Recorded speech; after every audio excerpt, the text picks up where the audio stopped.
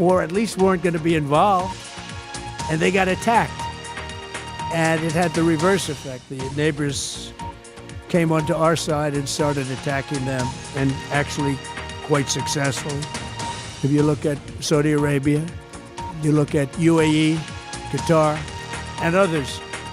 But they were strong and they were smart, but they got attacked. Nobody, when I first heard it, I said, no, somebody made a mistake. There was no mistake. UAE had over 1,000 missiles shot at it, knocked them almost all down. On the very first day I came down the escalator in 2015, I said, quote, I will stop Iran from getting nuclear weapons. And all I'm doing is keeping my promise. Think of that. That was in 2015. I said it. It was a threat then and a much bigger threat now, but no longer a threat, not for a long time anyway.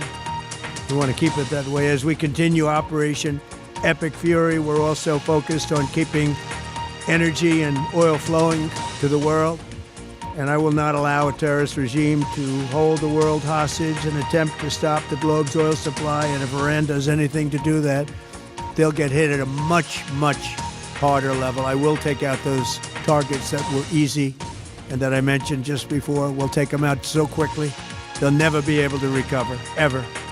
If they want to play that game, they better not play that game. In the long run, oil supplies will be dramatically more secure without the threat of Iranian ships, drones, missiles, nuclear menace, or anything. So the Strait of Hormuz is going to remain safe. We have a lot of Navy ships there. We have the best equipment in the world, inspecting for mines.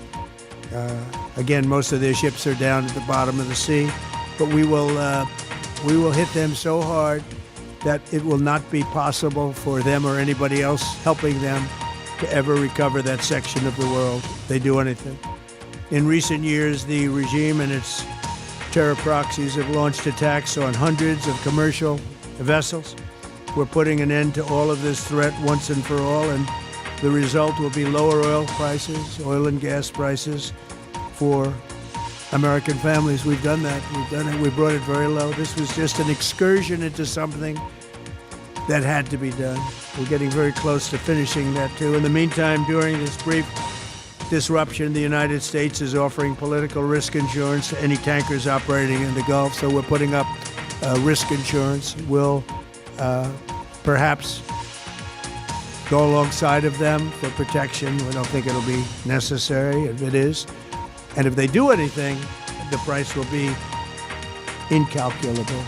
It will be so great that they will have wished they never did it, because you have to keep the straits flowing.